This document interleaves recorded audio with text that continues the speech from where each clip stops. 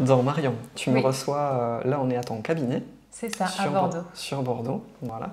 Donc en fait tu es naturopathe, hein, Ouais. et alors moi en fait je t'ai trouvé euh, sur internet, sur le réseau qui s'appelle le Lab de l'Endo, qui répertorie pas mal de thérapeutes qui accompagnent des femmes atteintes d'endométriose en particulier. Ouais.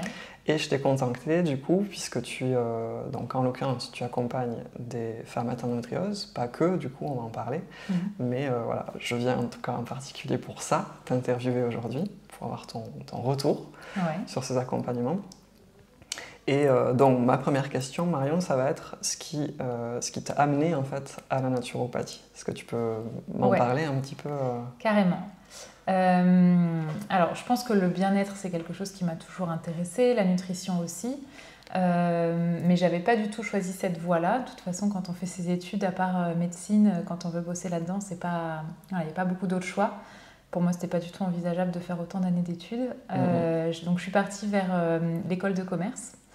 J'aimais bien tout ce qui était créatif aussi, tout ce qui pouvait toucher au marketing, au graphisme, etc. Donc j'ai vraiment eu un diplôme d'école de commerce, j'ai travaillé des années dans le marketing. Ces dernières années, je travaillais dans l'hôtellerie, Ok. donc j'étais responsable marketing dans plusieurs grands hôtels.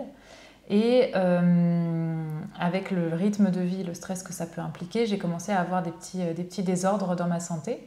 Et une de mes collègues avait sa belle-sœur qui était naturopathe. Je ne savais pas trop ce que c'était ce truc-là. J'avais peut-être entendu une blogueuse en parler une fois.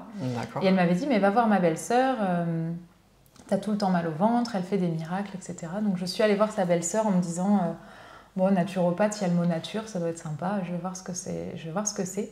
Et puis je me suis complètement laissée porter par cette naturopathe. Elle m'a suivie pendant pas mal de temps et je pense qu'elle m'a aidée vraiment à rester à flot pendant cette période de 5-6 ans qui a été un peu costaud en boulot, en émotion, en stress. Ok. Et à chaque fois, vraiment, ça répondait super bien sur moi, etc. Et puis, à chaque fois que j'allais la voir, il y avait toujours des nouvelles choses dont elle me parlait, que je ne connaissais pas. Et je me disais, mais il y a tellement de choses à savoir, il y a tellement d'infos, c'est tellement riche. Un jour, il faut vraiment que je me plonge dedans. Puis, je n'avais pas le temps en parallèle de mon boulot. J'ai quand même voulu persister dans le marketing. J'ai fini par faire un burn-out.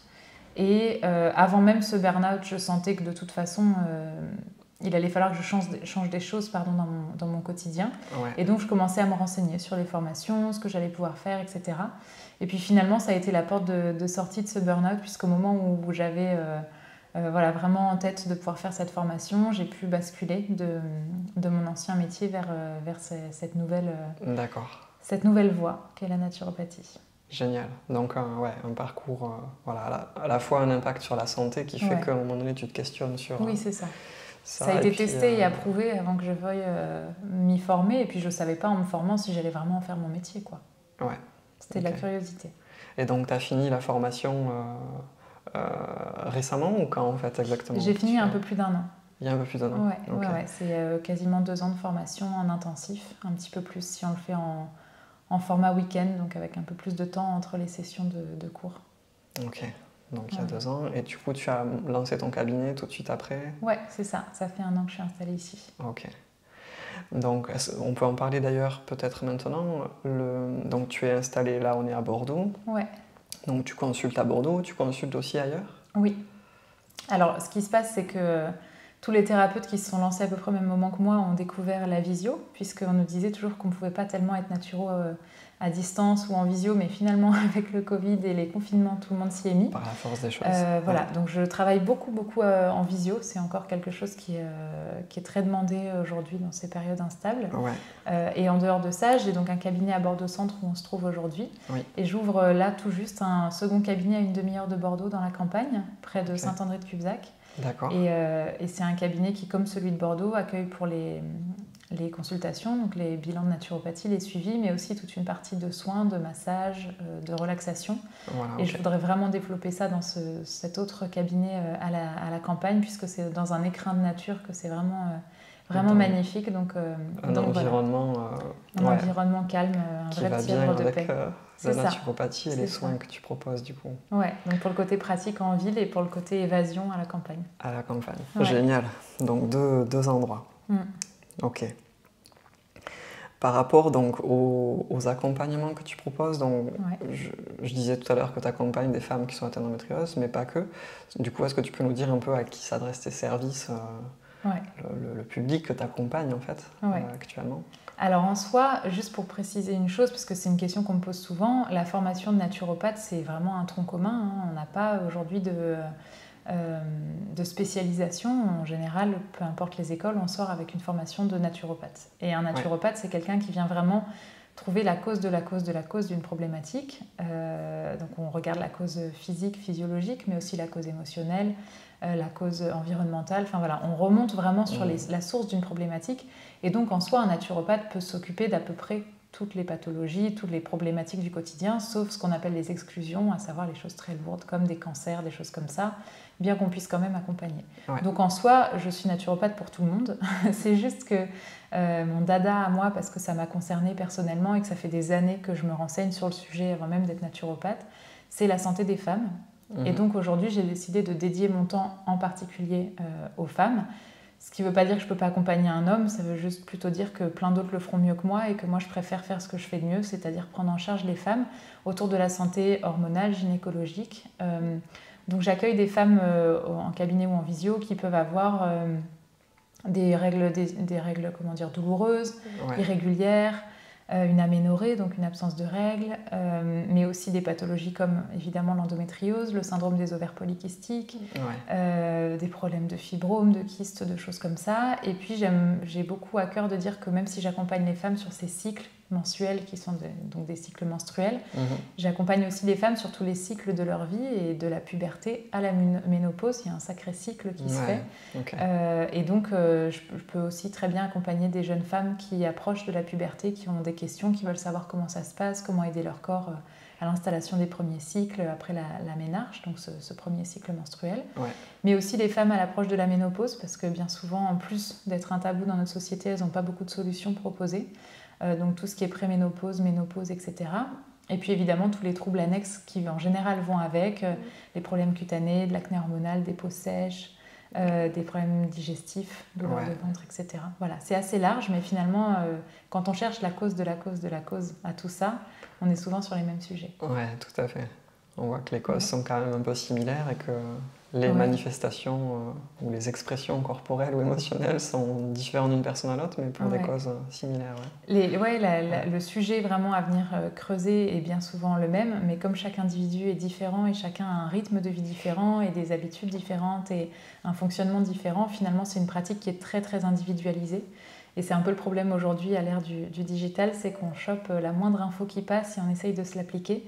Or, chaque corps a besoin d'une chose différente et il y a des gens pour qui jeûner, ça va être très bien et d'autres pour qui pas du tout, par exemple. C'est un exemple parmi tant d'autres. Donc, même si les causes de la cause de la cause sont un peu similaires, il faut vraiment individualiser à chacune.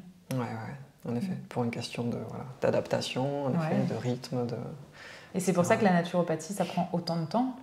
Un premier rendez-vous, on est sur pas moins d'1h30 parce qu'on cherche à comprendre vraiment comment fonctionne le corps, comment fonctionne la personne, comment elle va dans sa tête, est-ce qu'elle fait du sport, voilà. C'est ça qui nous permet de mieux orienter. Tu questionnes du coup tout, ou en tout cas tu fais un tour d'horizon le plus large possible des différents plans de vie des personnes.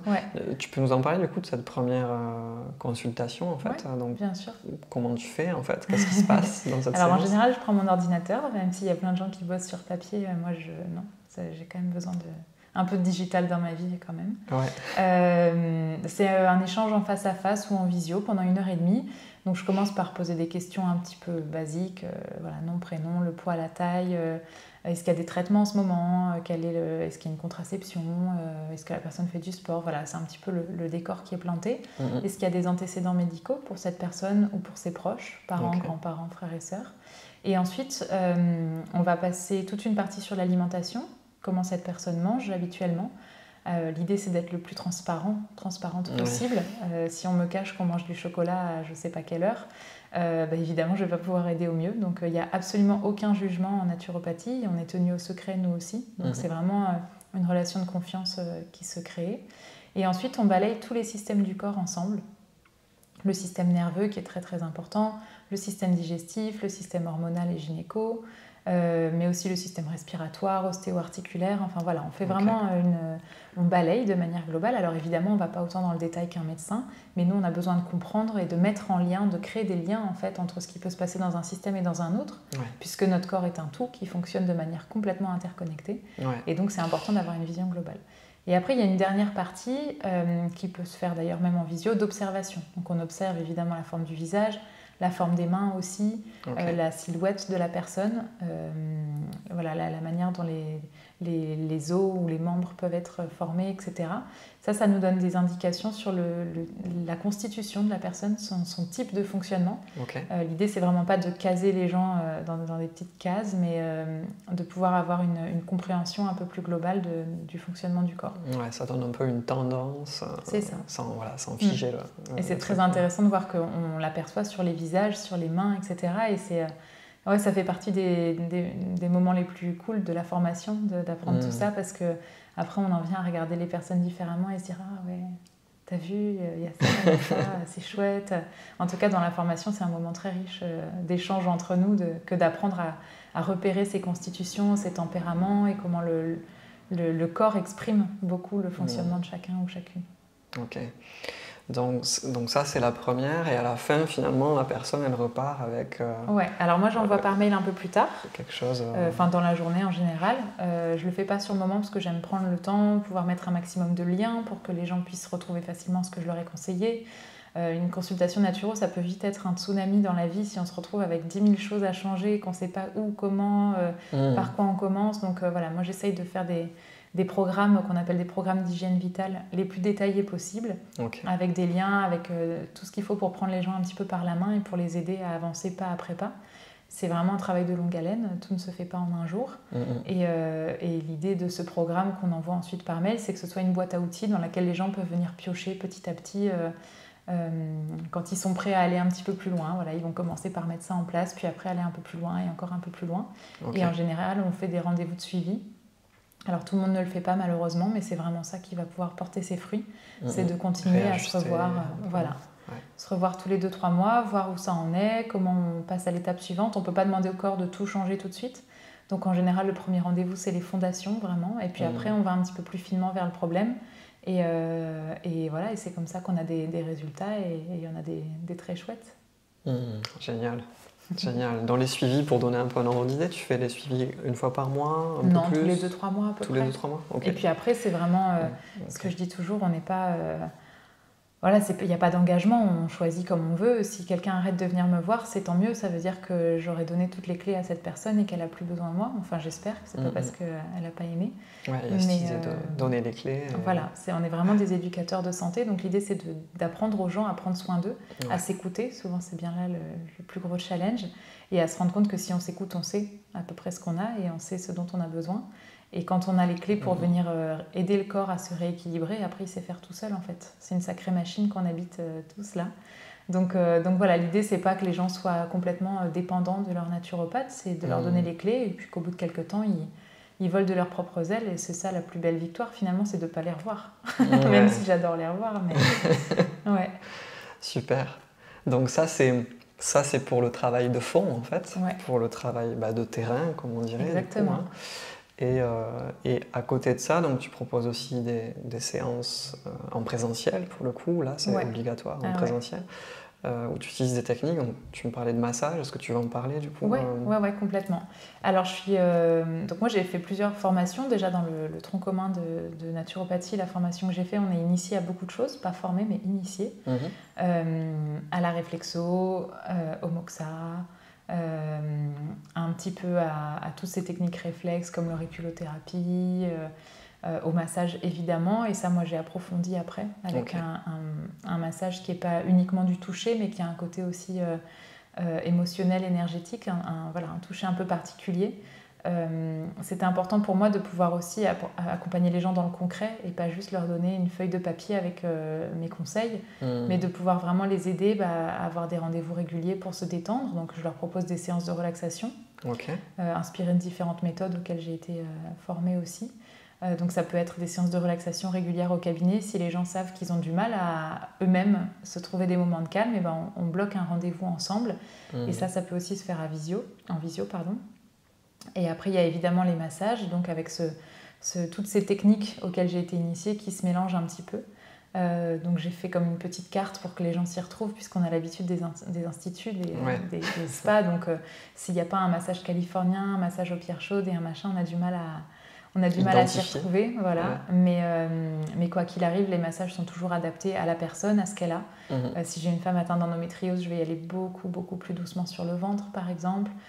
S'il y a des douleurs à un endroit, je vais un petit peu plus travailler. Puis parfois, on n'a pas conscience qu'on est bloqué ici ou qu'on a les trapèzes complètement tendus. Donc voilà, je parle toujours avec la personne avant le massage pour essayer que ce soit le plus personnel possible. Okay. Et j'ai proposé aussi quelque chose que j'aime beaucoup, c'est un massage uniquement du visage et de la tête. Il y a des gens qui n'aiment pas le toucher, qui ne sont pas forcément à l'aise avec le fait d'avoir leur corps touché ou de se dénuder, exactement. Et le fait de masser la tête et le visage, il y a tellement de capteurs sensitifs et sensoriels dans ces zones-là que finalement c'est presque la meilleure des relaxations. C'est les effets qu'on voit aussi avec parfois des massages du pied ou des mains ou le massage métamorphique. Donc voilà, ça c'est pas quelque chose que je pratique, mais en tout cas le massage de la tête et du visage, ça me permet aussi d'aider les personnes qui sont peut-être moins à l'aise avec le toucher corporel, quoi. Ok, d'accord. Et où là, voilà. Forcément, j'imagine que ça s'inscrit quand la personne fait par ailleurs aussi le suivi naturel. Pas forcément. Dans une logique de soutien ou... Dans mes proches, ils sont souvent plus pour le massage que pour les suivis naturels, par exemple. Ouais, juste un moment bien-être et puis demande-moi pas trop de faire des efforts. Ça dépend des gens. C'est vrai que mes proches, ils ont plus envie de demander un petit massage comme ça et je les comprends. C'est intime, hein, les rendez-vous naturels, donc on peut pas toujours accompagner les proches. C'est vrai qu'on se livre... Mais voilà, c'est pas forcément, le massage n'est pas forcément dépendant du suivi en naturo, même si quand c'est le cas, c'est chouette parce que je connais encore mieux la personne et qu'il y a une confiance aussi qui s'est installée. C'est pas rien de confier son corps à quelqu'un sur une table de massage, même s'il n'y a absolument rien de sexuel ni quoi que ce soit, mais c'est quand même un lâcher-prise qui est demandé. Et quand on connaît la personne en face et qu'on a passé quelques séances ensemble, c'est toujours plus simple, je trouve. Ouais, tout à fait. La mise en confiance est nécessaire là pour le coup, et permet aussi, là pour le coup, en fait, c'est par rapport à mon retour à moi, d'aller plus loin aussi parfois dans la détente de certains tissus ou de certaines adhérences pour les femmes atteintes d'endométriose. Complètement. Et puis quand sur les sujets, les personnes que j'accompagne, il y a souvent des étapes un peu difficiles dans leur vie. J'accompagne aussi des femmes autour de la fertilité, de la grossesse. Voilà, ça peut être des choses qui sont très belles ou très traumatisantes.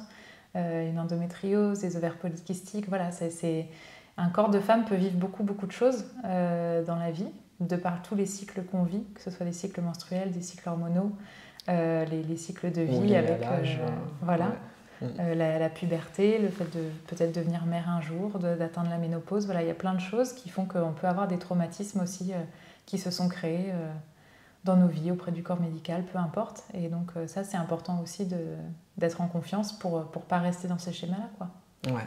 Et donc, du coup, je fais ma transition, en fait. T'en parles d'autant mieux, j'imagine, que parce que toi également, du coup, tu es atteinte aussi d'endométriose. Ouais. Et par rapport à ton parcours, du coup, est-ce que tu peux me dire ce que tu as mis en place? Tu as essayé beaucoup de choses. Ouais, c'est ça, c'est ce que je te disais en off. C'est compliqué à dire parce que j'ai à peu près tout testé sur moi avant de le conseiller à qui que ce soit. Et puis c'est compliqué parce que quand on met en place plein de choses en même temps, on ne sait pas vraiment ce qui a aidé ou pas. Ce qui marche. Le résultat final est le plus important. Si on se sent mieux, c'est ça qui est bon. Mais écoute, moi déjà, j'ai été diagnostiquée il n'y a pas très longtemps, il y a 1 an et demi. Donc tu vois, j'étais déjà engagée dans cette naturopathie, engagée dans la santé des femmes. J'avais déjà beaucoup, beaucoup lu, accompagné un petit peu de femmes, etc.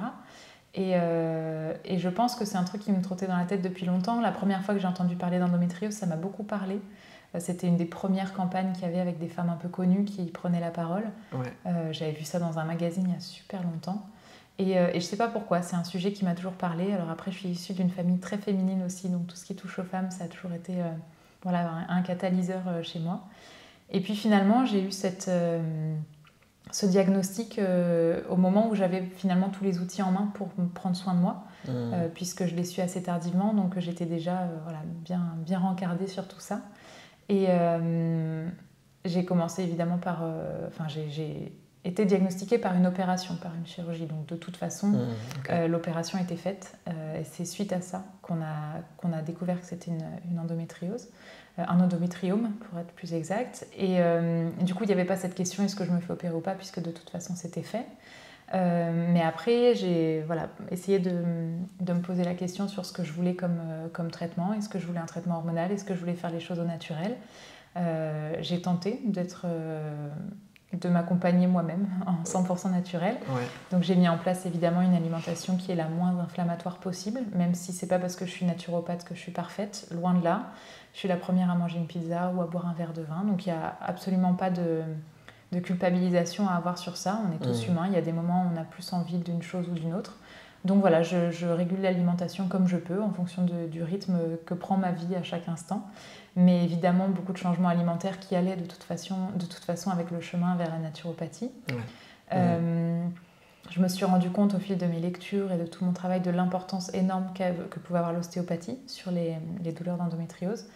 On ne se rend pas compte, mais finalement dans le petit bassin tout est tellement imbriqué, tout est tellement collé que si jamais il y a la moindre lésion, le moindre truc, on peut avoir des adhérences, tu connais bien, et l'ostéopathie peut vraiment aider à mobiliser cette zone, à relancer la circulation sanguine et à éviter qu'on ait justement des adhérences qui s'installent.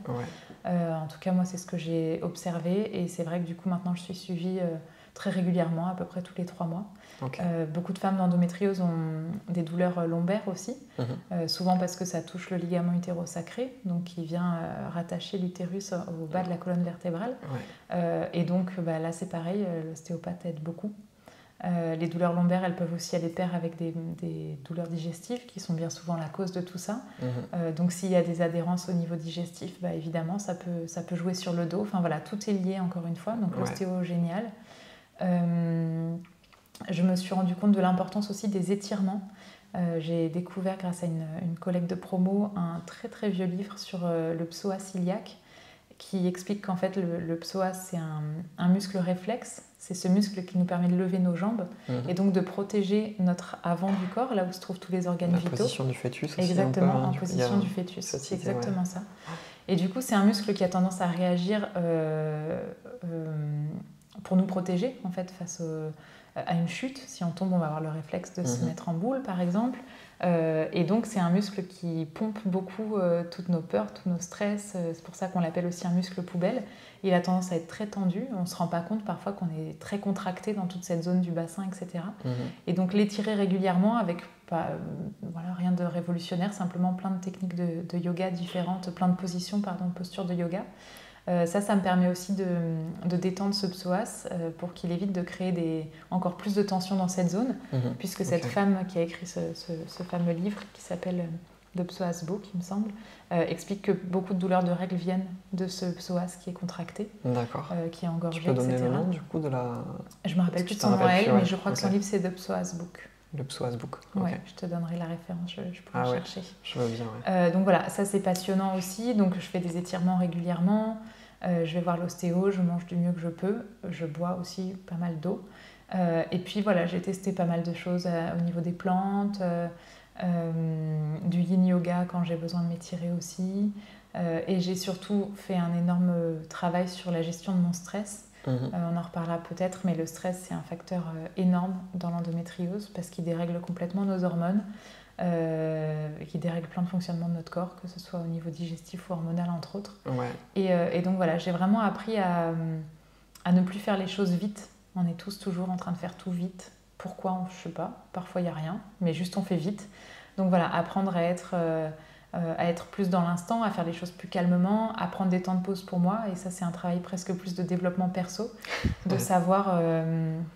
se prioriser, dire non quand on est fatigué, puisque l'endométriose ça fatigue beaucoup, donc il y a des moments où on n'a pas envie, on dit non, c'est pas grave, si on décommande, nos proches comprendront que voilà, parfois on est fatigué, qu'on est atteint d'une pathologie qui nous fatigue, et donc savoir se prioriser, dire non, prendre des temps pour soi, pour se relaxer, avec un bain, avec une relaxation, n'importe, mais juste savoir se prioriser, prendre des temps pour soi et se recentrer, c'est très très important. De même que l'amour pour soi est très important. On le dit assez souvent, toutes les pathologies, elles ont une cause émotionnelle aussi. L'endométriose, quand on creuse, a une sacrée implication aussi émotionnelle. Ça joue beaucoup sur notre place de femme, notre rapport avec notre féminité, avec notre corps, comment nos premières règles ont pu être abordées dans notre famille, quelle est notre position face à la maternité ou à une grossesse. Voilà, il y a beaucoup de choses qui rentrent en compte d'un point de vue émotionnel. Et apprendre à se connaître, à se détendre et avoir du recul sur tout ça, je pense que ça aide aussi beaucoup, même si j'ai évidemment zéro étude scientifique à prouver à l'appui. Oui, ça a été mon parcours. C'est délicat, mais en tout cas pour toi, et pour les personnes à ton entourage que tu accompagnes, c'est quelque chose que tu observes comme étant un levier bénéfique en fait. Qui amène, je pense qu'il n'y a pas une chose et que l'endométriose c'est une chose isolée. Dans l'allopathie, on va prendre en compte une pathologie isolée, mais comme dans la naturopathie, on est sur quelque chose d'holistique, on prend en compte le corps en entier. Et parfois, il y a des femmes qui viennent me voir et je leur explique toujours, en partant, vous allez penser que je ne me suis pas occupée de votre endométriose. Mais parce qu'en fait, il y a tellement de choses qui rentrent en compte dans une endométriose. L'état du niveau de stress, comme je disais, l'état de l'intestin et du foie qui ont dans le corps le rôle de gérer les hormones, donc les dégrader et les éliminer quand elles n'ont plus lieu d'être. Si tu veux parler des oestrogènes d'ailleurs. Et bref, donc tout ça rentre en compte et c'est pour ça qu'il faut prendre soin de son corps en entier et pas juste de son endométriose, quoi. Et ce que j'évoque au niveau de l'importance du foie et de l'intestin, alors on en entend parler tout le temps, surtout depuis qu'il y a de plus en plus d'infos sur le microbiote, etc. Mais c'est vraiment la base de notre corps, en fait, ce qui se passe à cet endroit-là et qui est beaucoup malmené par nos modes de vie. Mais en réalité, dans le cycle féminin, donc, il y a 2 hormones principales, les oestrogènes plutôt en première partie de cycle jusqu'à l'ovulation et ensuite plutôt la progestérone. Ce qui ne veut pas dire qu'il n'y a plus d'oestrogène après, mais la domination est différente. Voilà. Et donc autour de l'ovulation, le corps va devoir éliminer une partie des oestrogènes. Et au moment des règles, il y a une chute hormonale, le corps va devoir là aussi éliminer une partie des hormones. Et ça, c'est le foie qui s'occupe de dégrader en métabolites en fait, les hormones, et puis elles sont éliminées par les selles. Donc s'il y a un foie qui est un peu fatigué, un peu engorgé, s'il y a un syndrome de l'intestin irritable, un intestin poreux, de la constipation, des choses comme ça, tout ça va avoir tendance à stagner et on risque d'avoir une trop grande imprégnation hormonale parce que les hormones ne seront pas correctement éliminées. Et l'endométriose étant une pathologie qui réagit aux œstrogènes, si on a une trop grande imprégnation œstrogénique dans notre corps, ça peut faire flamber la pathologie. Et donc bien souvent, que ce soit des règles douloureuses, un SPM, un syndrome prémenstruel important ou de l'endométriose, on vient d'abord commencer par ces fondations-là en travail naturopathique, donc, ça et la gestion du stress. Donc la question c'est en effet d'où viennent-ils ces œstrogènes et si on veut identifier un peu finalement d'où ça vient, si on parle de l'extérieur. Notre corps en produit naturellement, physiologiquement, plus ou moins selon les personnes, puisqu'il peut y avoir une hyperœstrogénie relative, c'est-à-dire beaucoup d'œstrogène par rapport à la progestérone, ou une hyperœstrogénie absolue, c'est-à-dire qu'on a trop d'œstrogène tout court, peu importe la progestérone. Bien souvent, c'est relatif plutôt, et c'est parce qu'on a beaucoup des oestrogènes naturellement dans le corps, mais aussi notre environnement qui peut jouer sur ça. La pollution, les produits cosmétiques, voilà, plein de choses, l'environnement, les pesticides, tout ça peut agir comme des œstrogènes dans le corps, ce qu'on appelle les xénoœstrogènes. Et les études ne sont pas arrêtées sur tout ça encore. Est-ce que ça a une action dans un sens ou dans l'autre? Mais quoi qu'il arrive, ça met pas mal d'œstrogènes dans le corps. Le doute. Et voilà, et par principe de précaution, c'est vrai que toutes les femmes atteintes de troubles hormonaux, on leur conseille de manger avec le moins de pesticides possible, d'utiliser les cosmétiques les plus clean possibles, d'éviter les aliments qui sont dits œstrogènes-like, donc qui peuvent agir comme des oestrogènes dans le corps, par principe de précaution. Moi, encore une fois, je ne suis pas scientifique, je n'ai pas fait d'études moi-même. Je lis ce qu'il y a sur le sujet en ce moment. Les choses ne sont pas encore vraiment arrêtées, mais voilà, par tout ce que j'ai pu voir, c'est ce qui ressort, cette présence d'œstrogène qui vient un petit peu de tout ça, quoi. Et du coup, je viens aussi que tu parles du stress qui est lié finalement, qui peut jouer, tu me disais, dans l'épuisement des progestérones. Alors tout ça, c'est schématique, encore une fois. J'explique de manière un peu grossière pour que ce soit accessible. Mais dans les grandes lignes, on vit aujourd'hui tous des stress chroniques, comme on dit. Normalement, le stress, Si on se remet à l'époque des hommes de caverne, c'est un stress momentané pour échapper aux griffes d'un tigre. C'est pas un stress qui reste en continu tout le temps. Il doit y avoir des chutes et des pics et des chutes et des pics en permanence. Nous, on est toujours avec le tigre derrière la porte, donc on est stressé tout le temps. Et en réalité, l'hormone qui permet de répondre face à ce stress s'appelle le cortisol.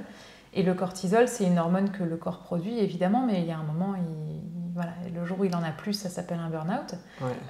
Et donc, avant d'arriver au burn-out, il va venir piocher dans une autre hormone qui a à peu près les mêmes premières étapes de fabrication, ou en tout cas qui lui ressemble, qui est la progestérone.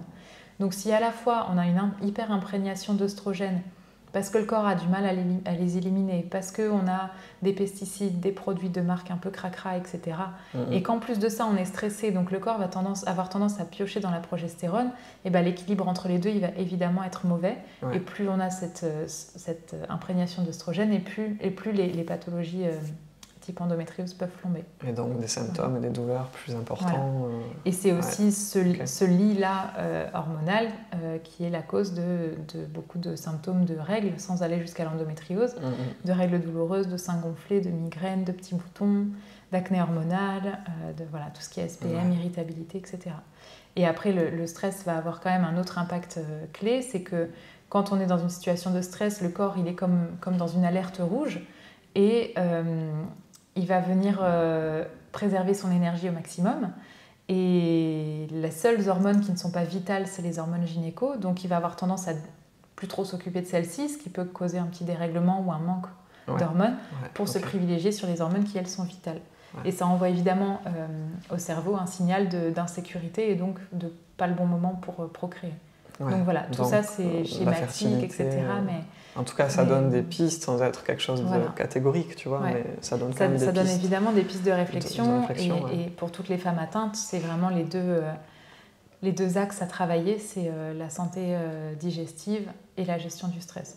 Donc tu vois, on peut très bien partir d'un rendez-vous naturo sans parler trop d'endométriose, puisqu'on va commencer par là.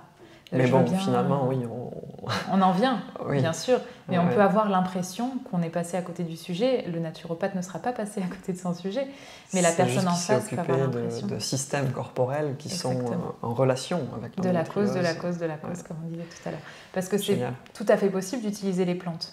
Mais si on utilise des plantes pour aider les hormones à se rééquilibrer et qu'on n'est pas venu traiter la cause du problème, le jour où on arrête ces petites infusions ou ces petites gouttes de Gatillier ou de je ne sais quoi, bon, bah, le problème revient. Donc c'est pour ça qu'on va toujours chercher en profondeur. Ouais, génial. Voilà. Super, merci pour ces précisions. Je t'en prie. Moi, en tout cas, j'adore faire des liens. J'espère que ce sera aussi vraiment bénéfique et instructif pour les personnes qui écouteront. Donc, j'espère. Génial. Donc, on a parlé un peu... Je pense qu'on a fait un bon tour déjà sur les questions de base. Parmi tes patients, juste, est-ce que tu identifies tes clients ou tes patients, je sais pas si nous tu on dis, dit des clients puisqu'on n'est pas le corps médical. Mais Donc, ce que tu as identifié, donc tu m'as parlé pour toi, finalement, donc, alimentation, mouvement, voilà, ce genre de choses. Donc, c'est des choses que tes clientes aussi arrivent à mettre en place elles arrivent à le mettre en place et... Écoute, comme je te disais, chaque personne est différente et il y a des personnes qui vont avoir plus de facilité à changer l'alimentation, d'autres qui vont pas vraiment réussir dans le sens où, tu sais, comme les femmes, elles ont toujours une injonction à faire des régimes, à être maigres, à ceci, cela. Il y a beaucoup de personnes chez qui ça peut faire un blocage, les conseils alimentaires, même si chez les naturaux en général, ou en tout cas... Moi, je ne suis pas du tout dans ce truc régime, ni quoi que ce soit, ni même conseil restrictif.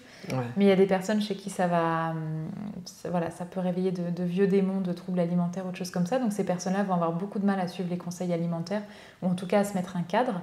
Mais par contre, vont beaucoup plus réussir à développer tout ce qui est à côté, avec du mouvement, de la relaxation, du massage, de l'aromathérapie, des choses comme ça. Donc ça dépend vraiment de chacune. Et ce que j'essaye vraiment d'expliquer à chaque fois, c'est qu'encore une fois, on est un tout.